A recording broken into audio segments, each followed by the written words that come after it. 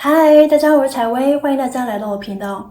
我的 PS5 官方新手柄是预购的，预购的价格是340澳币，是在1月26日当天在当地实体店拿的，过程十分的顺利。现在已经过去大概有1个多月了，大家使用它的感觉如何呢？我之前有在频道分享过 Scalf Reflex PS5 精英手柄，关于它的单独的开箱还有使用体验的分享，可以戳视频下面的链接进行观看。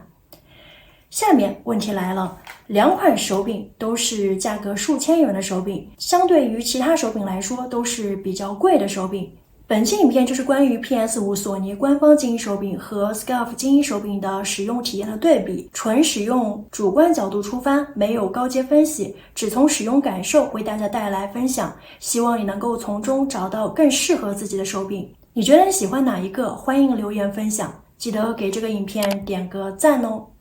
首先是外观和涂装，两者大体外观都与 PS5 普通手柄相似。Scalf 拥有更多的可自由搭配的颜色及防滑握把的选择，并且大家可以根据自我的喜好选择个性搭配，入手价格也会因为你的涂装选择而不同。而 PS5 官方版目前只有黑白两个配色，要说设计呢，应该是这个触摸板位置的花纹吧。手柄整体材质用上去与普通版没有什么特别区别，感觉上材质略好，也可能是因为金钱加持的心理作用吧。再来看一看备件分布， PS5 官方版搭载了2个可拆卸的备件模组，可进行按键映射使用。2个备件采用磁吸方式，非常方便更换。一个是类似于 Xbox 精英手柄的传统备件，还有一个是我个人比较喜欢的按键形式模组，不使用的时候还可以当做手握托举点使用。摇杆的下方有2个功能按键，也是适配备件使用的，在连接上 PS5 后，可使用功能键唤醒编辑功能菜单进行备件编辑及摇杆灵敏度编辑，并使用此按键进行不同模组切换，在游戏过程中十分方便。Scalf 则搭载了4个可拆卸的备件模组，备件以卡扣形式，可进行安装拆卸，初次拆卸的时候有种怕掰断的感觉，多次拆卸后已经可以大胆拆卸，收放自如了。备件模组上有按键可以进行按键编辑及模组切换。第3点，我们再来看一下扳机键的区别。因为我的 Scalf 是 Reflex 并未选购 FPS 功能，主要是因为 FPS 版本不具备自适应扳机及震动功能，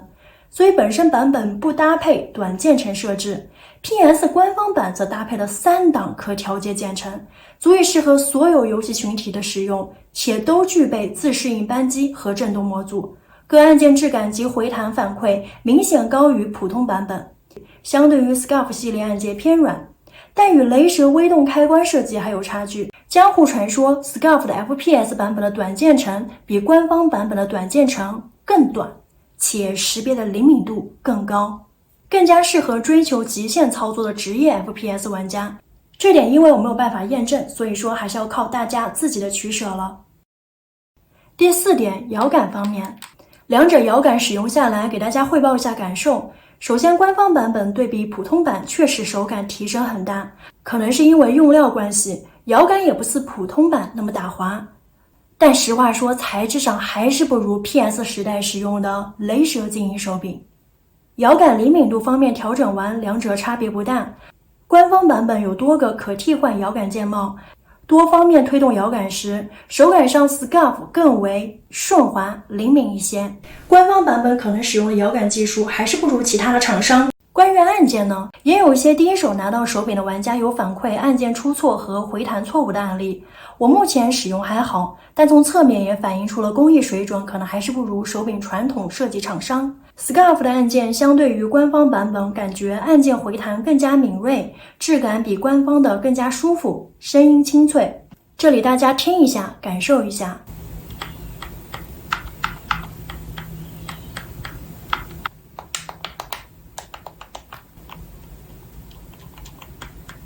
在这里又不得不提一下雷蛇的微动按键，真的是业内丰碑。